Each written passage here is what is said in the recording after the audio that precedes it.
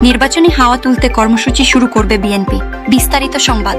সারা দেশে জাতীয় নির্বাচনের হাওয়া তোলা এবং মানুষকে নির্বাচনমুখী করে তুলতে মাঠের কর্মসূচি শুরু করার নীতিগত সিদ্ধান্ত নিয়েছে বিএনপি। গতকাল সোমবার রাতে দলের নীতি নির্ধারণী পর্ষদ জাতীয় স্থায়ী কমিটির সভায় এই সিদ্ধান্ত হয় বলে সংশ্লিষ্ট সূত্রে জানা গেছে। সূত্র জানিয়েছে, দলের ৪৭তম প্রতিষ্ঠাবার্ষিকী উপলক্ষে ৬ দিনের কর্মসূচি শেষে নতুন কর্মসূচি হাতে নেওয়ার কথা ভাবা হচ্ছে। স্থায়ী কমিটির সদস্যরা মনে করছেন, মাঠ পর্যায়ে নির্বাচনী হাওয়া বইতে শুরু করলে বিরোধীদের সব চক্রান্ত এবং অযৌক্তিক দাবি হারিয়ে যাবে। এছাড়া গত রোববার রাষ্ট্রীয় অতিথি ভবন যমুনায় বিএনপি, জামায়াত ও এনসিপির সঙ্গে অনুষ্ঠিত বৈঠকেও প্রধান উপদেষ্টা অধ্যাপক মোহাম্মদ ইউনূস আগামী ফেব্রুয়ারির প্রথম সপ্তাহে নির্বাচন অনুষ্ঠানের ব্যাপারে দিয়ে অবস্থান ব্যক্ত করেছে। সে অনুযায়ী নির্বাচনের প্রস্তুতি হিসেবে মাঠ পর্যায়ে সভা সমাবেশ করার কথা ভাবছেন বিএনপির নীতি নির্ধারণী নেতারা।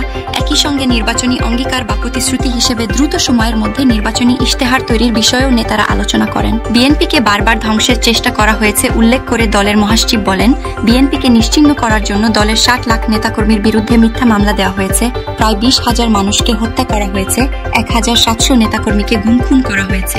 এরপরও বিএনপি বারবার গণতন্ত্রকে পুনরুদ্ধারের জন্য লড়াই করেছে। বারবার বিএনপিকে ধ্বংস করার চেষ্টা করা হয়েছে, কিন্তু জিয়াউর রহমান ও খালেদা জিয়ার আদর্শ নিয়ে বিএনপি ফিনিক্স পাখির মতো জেগে উঠেছে, সংশ্লিষ্ট দায়িত্বশীল সূত্র জানিয়েছে। ইশতেহার তৈরির জন্য শিক্ষা, স্বাস্থ্য, অর্থ, বাণিজ্য, পররাষ্ট্র, কর্মসংস্থান সহ বিভিন্ন খাতভিত্তিক বিশেষজ্ঞ পর্যায়ের ব্যক্তিদের দায়িত্ব দেওয়া হয়েছে। তারা পরস্পর সমন্বয় করে কম সময়ের মধ্যে নির্বাচনী ইশতেহার করবেন। এছাড়া স্থায়ী কমিটির সভায় জাতীয় পার্টিকে জাপানিয়া সৃষ্ট পরিস্থিতি নিয়েও আলোচনা হয়েছে বলে জানা গেছে। বিএনপি নীতিগতভাবে কোনো রাজনৈতিক দল নিষিদ্ধের মতো পদক্ষেপের বিরুদ্ধে, সেটি তারা প্রধান উপদেষ্টার সঙ্গে বৈঠকে বলেছেন, জানা গেছে।